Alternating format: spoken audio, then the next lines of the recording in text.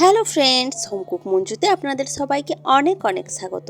তো আজ আমার রেসিপিতে থাকছে কুমড়ো ফুল, যেটার আমি বড়া বানাবো। ভীষণই মুচমুচে এবং ভীষণই সুস্বাদু হয় এই কুমড়ো ফুলের বড়া, যেটা আমরা গরম ভাতে বা চা কফির সাথে খেতে খুবই পছন্দ করি। তো এই কুমড়ো ফুলের বড়া আমি আজ কীভাবে বানাচ্ছি আজকে আপনাদের সাথে সেটাই শেয়ার করছি, চলুন। তো দেখুন, এখানে বাজার থেকে কুমড়ো ফুল কিনে আনা হয়েছে এবং সেটাকে এখন পরিষ্কার করে নেব। একটু পরিষ্কার করে নেওয়ার জন্য আমি একটা ছুরির সাহায্যে এই কুমড়ো ফুলের বোঁটার দিকটা, সবুজ অংশটা কেটে ফেলে দেব।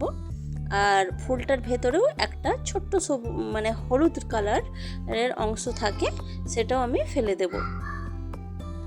তো দেখুন, হলুদ অংশটাও বের করে নিয়েছি। এখন শুধুমাত্র কুমড়ো ফুলটা যেটা হয় সেটাকেই রেখেছি। এইভাবে আমি সমস্ত ফুলগুলোকে একটু পরিষ্কার করে নিচ্ছি। তো সমস্ত ফুলগুলো পরিষ্কার করে নেওয়ার পর আমি জলের মধ্যে কুমড়ো ফুলগুলোকে একটু ধুয়ে নেব।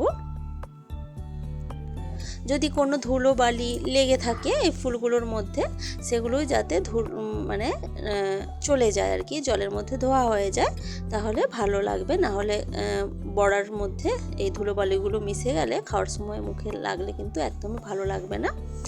তো সেই জন্য কুমড়ো ফুলগুলোকে এখন জলে একটু ভালো করে ধুয়ে জলটাকে ঝরিয়ে রাখবো। তো এরপর আমি ওই বড়াটা বানানোর জন্য বড়ার একটা গোলা বানাতে হবে। সেই গোলাটা বানানোর জন্য আমি 3 চামচ একটু বড় সাইজের চামচে 3 চামচ বেসন নিয়েছি, আর তার সাথে 1 চামচ চালের গুঁড়ো নিয়েছি। চালের গুঁড়োটা একটু বেশি আছে 1 চামচের থেকে, আর তার সাথে 3 চামচ বেসন আছে।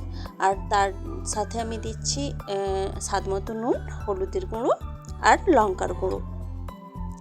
এখন নুন, হলুদ, লঙ্কার গুঁড়ো দেওয়ার পর আমি এখন সামান্য জল দেব এবং সামান্য জল দিয়ে আমি এই গোলাটাকে রেডি করব। একবারেই আমি বেশি জল দিয়ে দেব না, এতে করে গোলা বেশি পাতলা হয়ে যেতে পারে, তখন বড়াটা ঠিকঠাকভাবে মুচমুচে হবে না। বেশি পাতলা হয়ে গেলে বড়াটা বানাতে খুবই অসুবিধে হয়ে যাবে। সেই জন্য অল্প অল্প করে জল দিয়ে আমি এই গোলাটা বানাচ্ছি।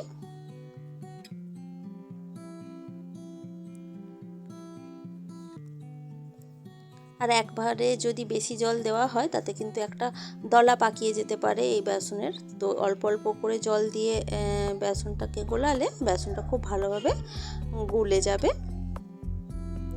একটা ব্যাটার তৈরি হবে আর কি। তো দেখুন, একটু ভালো করে ফাটিয়ে নিচ্ছি, প্রায় আমি এরকম একটা কাঁটা চামচ দিয়ে খুব ভালো করে ফাটিয়ে নিচ্ছি। আর দেখে বুঝতেই পারছেন বেসনের ব্যাটারটা একটু ফুলে উঠেছে খুব ভালো মতো ফাটানোর পর। এরপর আমি দিচ্ছি সামান্য পরিমাণ বেকিং সোডা আর দেব কালো জিরে। আর কালো জিরেটা দেওয়াটাও কিন্তু ভীষণই জরুরি, এতে করে বড়ার স্বাদটা অনেকটা বাড়িয়ে দেয় কালো জিরে। তো এরপর আবারও সামান্য জল দিয়ে আমি এখন ব্যাটারটাকে একটু পাতলা করব।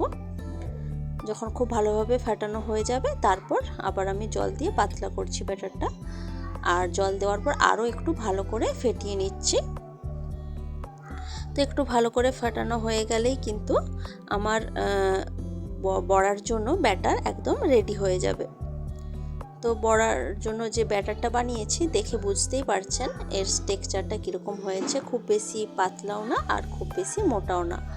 তো এখন একটা কুমড়ো ফুল, জল ছড়ানো কুমড়ো ফুল নিয়েছি, দেখুন সেটাকে ওই ব্যাটারটার মধ্যে খুব ভালোভাবে কোট করে নিচ্ছি। আর একটু দেখুন ঝাড়িয়ে নিচ্ছি, যেটা পড়ে যাওয়ার, বাকি যেটা লেগে আছে কুমড়ো ফুলের মধ্যে, আর বাকিটা ঝরে যাওয়ার পর আমি গরম তেলের মধ্যে এটাকে দিয়ে দিচ্ছি। আমি যেহেতু আমার কড়াইটা ছোট, আমি ছোট সাইজের কড়াইটা ভাজার জন্য নিয়েছি, তার জন্য আমি দুটো করে দিচ্ছি, একবারে বেশি দিচ্ছি না, এতে করে একটার গায়ে একটা লেগে গিয়ে এর শেপটা নষ্ট হয়ে যেতে পারে। যাতে দেখতেও ভালো লাগে এবং খুব ভালোভাবে মুচমুচে হয়ে ভাজাটা হয় কুমড়ো ফুলের বড়াগুলো, সেই জন্য আমি একবারে দুটো করে দিচ্ছি। আপনাদের কড়াই যদি বড় হয় তাহলে আপনারা সেই বুঝে দেবেন। এখন এদিক ওদিক করে আমি কুমড়ো ফুলের বড়াটা ভাজবো। আর এখানে আমি গ্যাসের আঁচটা মিডিয়াম রেখেছি। হাই আঁচে রাখলে বড়াটা মুচমুচে হবে না, নেতিয়ে যাবে, ভাজা হয়ে যাবে, কালার চলে আসবে সুন্দর বাইরে থেকে, কিন্তু তারপর দেখবেন কেমন নেতিয়ে গেছে। কিন্তু যদি একটু মিডিয়াম আঁচে আস্তে আস্তে বড়াগুলো ভাজা যায় তাহলে বড়াটা ভীষণ মুচমুচে হবে এবং অনেকটা টাইম পর্যন্ত মুচমুচে থাকবে।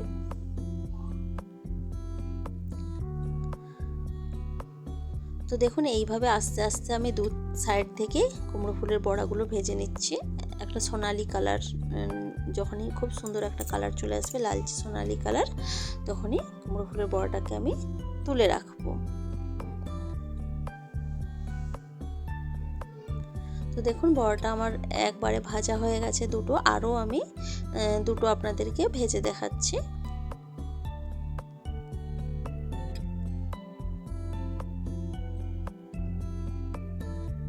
এমনভাবে বড়াগুলো দিতে হবে যাতে একটার গায়ে একটা লেগে না যায়। এতে শেপটা, যে ফুলের বড়াটার যে একটা সুন্দর শেপ তৈরি হয় কুমড়ো ফুলের, সেটা কিন্তু নষ্ট হয়ে যায় একটার গায়ে যদি একটা লেগে যায়। তো এইভাবেই আমি একইভাবে এই বড়াগুলোও কিন্তু ভেজে নিচ্ছি।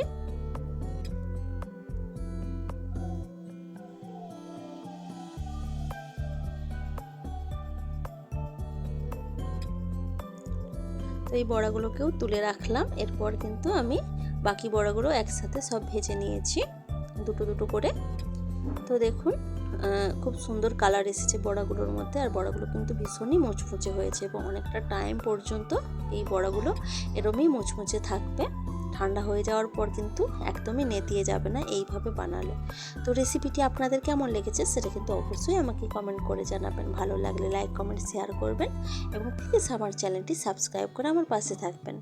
তো আজকের ভিডিওটা এ পর্যন্তই থাক। দেখা হচ্ছে অন্য কোনো দিন অন্য কোনো ভিডিওতে অন্য কোনো রেসিপির সাথে। তো আজকের মতো টাটা, বাই বাই।